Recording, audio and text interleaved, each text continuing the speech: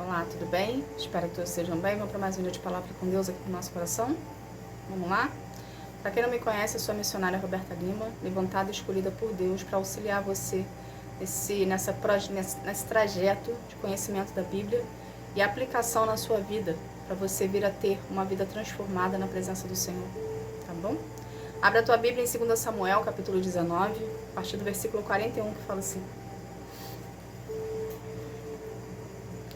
Então todos os israelitas foram e disseram a Davi: Ó rei, por que é que os nossos irmãos, os homens de Judá, se acharam com o direito de trazer o Senhor, a sua família e a sua gente para este lado do Rio Jordão? Os homens de Judá responderam: Nós fizemos isso porque o rei é o nosso parente.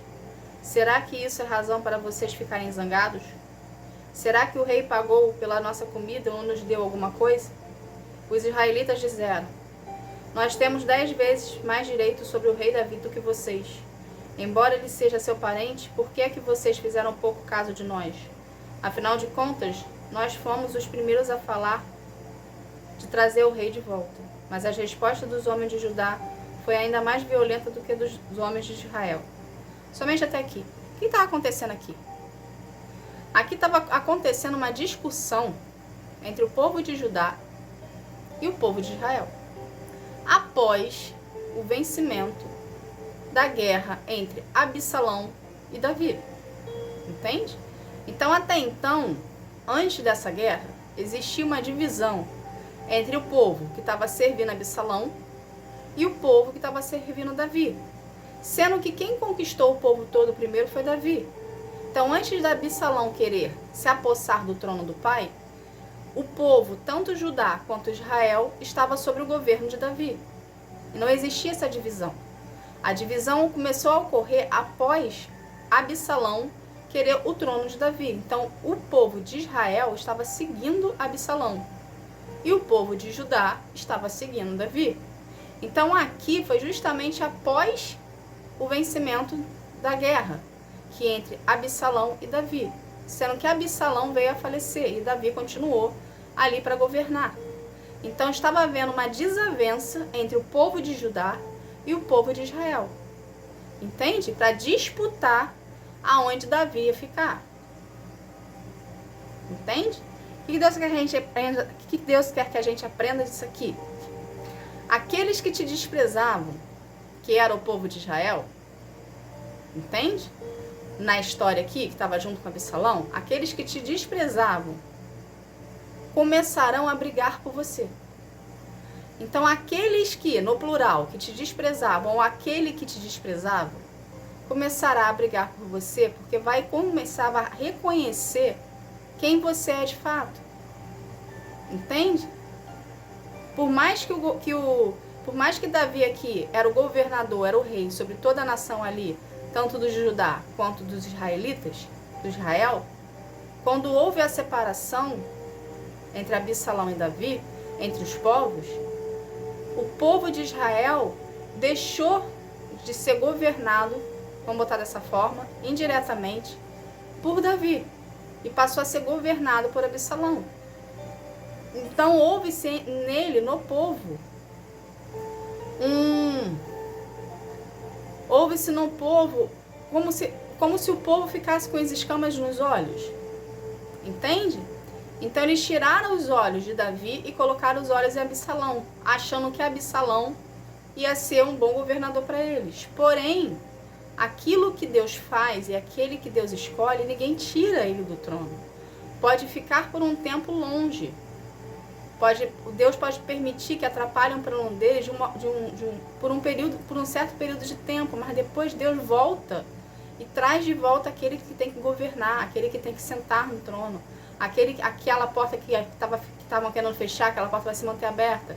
Por quê? Porque tudo que vem de Deus é Ele que governa, é Ele que administra. Ninguém tem como atrapalhar os planos de Deus, entende? Então aqui na história, na sua vida, quiseram fechar a porta, quiseram governar no seu lugar, quiseram se apossar do que é seu. Entende? Da mesma forma que Absalão fez com Davi. Então quiseram fazer, só que como você é um escolhido do Senhor, e Deus tem propósitos na sua vida que engloba que engloba todas as pessoas, o povo de Deus ali para contigo, todas as pessoas à sua volta, Deus não permitiu que tivesse a posse de Absalão. No caso, Deus não permitiu que aquela pessoa que estava contra você tivesse a posse sobre a sua vida. Entende? Então, você está regressando para o seu trono de direito, ou seja, o trono que era seu, que tentaram tirar você, você está voltando para o trono, que é o que Davi fez aqui, estava voltando para Jerusalém, ok? Mas entre o povo, tanto de Judá quanto de Israel, houve-se uma desavença para querer mostrar para Davi e para quem estivesse em volta que eles nunca foram opostos a Davi. É a mesma coisa você. As pessoas que te desprezavam, elas vão começar a brigar entre elas e com o povo que te acolheu para mostrar para você que nunca foi contra ti, que era a seu favor, mesmo sendo contra você, mesmo você sabendo disso. Entende? Para poder apaziguar a situação deles. Então vai haver uma desavença, uma briga, uma discussão entre povos na sua situação, entre pessoas diferentes ou povos diferentes, daquelas que estavam te acolhendo, ok? E daquelas que estavam contra você. Porque vão querer mostrar para ti, ok? Que de um certo modo estavam a seu favor, apesar de desprezarem você. Apesar de vieram com 7 pedras na mão em cima de você. Apesar de difamarem você. Entende? Essas mesmas pessoas, essa mesma pessoa que estava contra você, impedindo de você assumir os propósitos de Deus na sua vida, como ela vai ver que não tem como vir contra você, estar contra você, porque quem está contigo é Deus, ela vai reconhecer nela, ok, indiretamente, a sua soberania sobre ela e sobre a situação. Só que ela vai querer fazer de um modo que ela não é que ela esteja certa, mas que ela venha agregar na sua vida. E vai querer camuflar o que ela fez por trás. Entende? Só que você é uma pessoa sábia.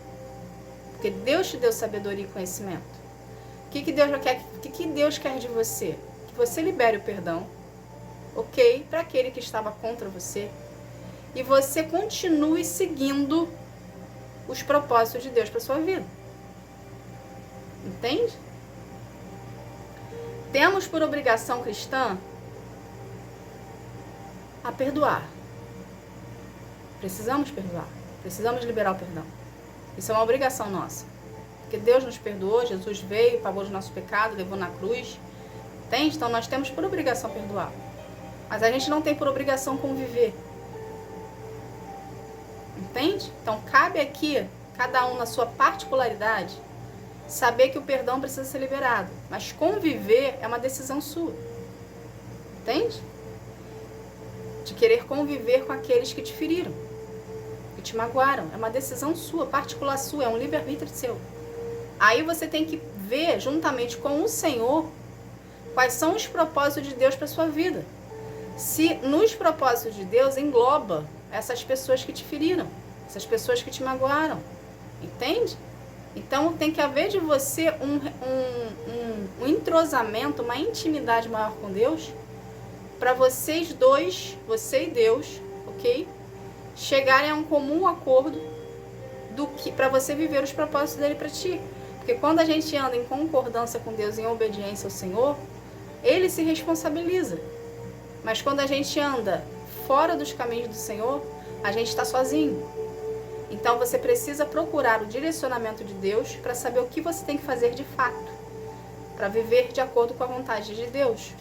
E nessa situação toda, a qual você voltará para ocupar o trono, que seria aqui os propósitos de Deus para sua vida, Deus vai governar sobre todos através de ti. Ou seja, aquilo que estava bagunçado e fora do lugar vai ganhar um alinhamento. Porque Deus está contigo, você está voltando para o seu lugar de direito, ok? Para onde você nunca deveria ter saído. Aqueles que estavam impedindo da sua chegada, de você se apossar do que é teu por direito, não vai haver mais impedimento. Então vai haver um alinhamento em toda situação para você se apossar do que é teu por direito e dos propósitos de Deus para ti. Tá bom?